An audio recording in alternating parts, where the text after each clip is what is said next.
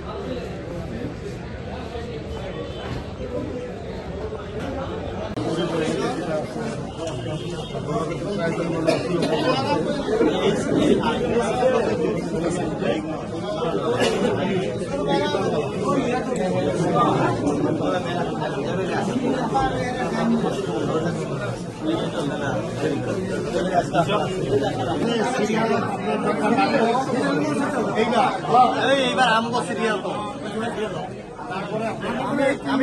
আমি মাতিম আপনাদের ভোগ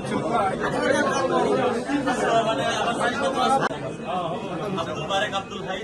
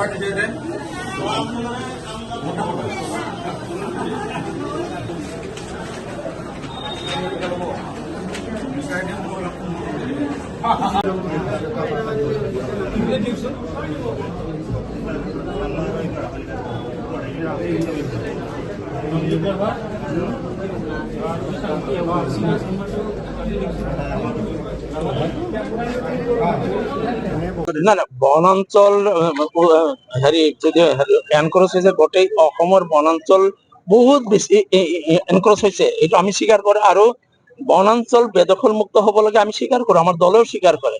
কিন্তু এই জন অঞ্চলত উচ্ছেদ কিয় কৰিব য'ত কেতিয়াও বন নাছিল, ৰাক্ষসনীত কেতিয়াও বন আছিল? আপুনিতো গোৱালপাৰাৰ মানুহ, আপোনালোকে গোটেইখিনি গোৱালপাৰাৰ মানুহ, আপোনালোকে কওকচোন ৰাক্ষসীন অঞ্চলত যি অঞ্চলত আপোনাৰ উচ্ছেদ কৰিছে এইবিলাক বনাঞ্চল আছিল নেকি? 1970 চনৰ বা 60 চনৰ পৰা এইবিলাকত বন আছিল নেকি? নাছিল নহয়। যিবিলাক এইটো বন আছিল, চাৰ্কিট হাউচ বনাঞ্চল আছিল, ল কলেজ বনাঞ্চল আছিল, ৰাবাৰ প্লান্টেশ্যন কৰিছে এইবিলাক বনাঞ্চল আছিল, আগিয়া কলেজ বনাঞ্চল আছিল, বাইদা কলেজ বনাঞ্চল আছিল, সেইবিলাকত উচ্ছেদ হোৱা নাই। ৰাক্ষসনী উচ্ছেদ হল পাইকানৰ আশডুবি বিদ্যাপাৰা অঞ্চল কেতিয়া বনাঞ্চল আছিল? গতিকে বনাঞ্চল নহয়, কেৱল সিলেক্টিভলি এটা সম্প্ৰদায়ৰ মানুহ বসবাস কৰা অঞ্চলত চৰকাৰে উচ্ছেদ কৰিছে, যি উচ্ছেদৰ আমি বিৰোধিতা কৰিছো। আৰু উচ্ছেদ কৰাৰ পিছত যিটো সুপ্ৰিম কোৰ্টে বান্ধি দিয়া নিয়মো তেওঁলোকে মানা নাই, সুপ্ৰিম কোৰ্টে বান্ধি দিয়া নিয়মো তেওঁলোকে অমান্য কৰিবলৈ তেওঁলোকে উচ্ছেদ কৰিছে।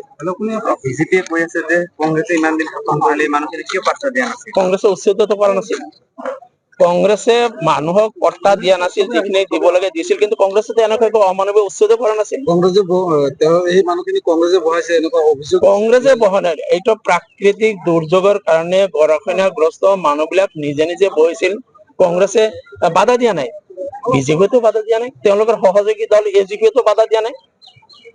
এজিপিয়েতো 10 বছৰ কাল শাসন কৰিছিল, 85 to 96 to 2001, তেওঁলোকেতো বাধা দিয়া নাই।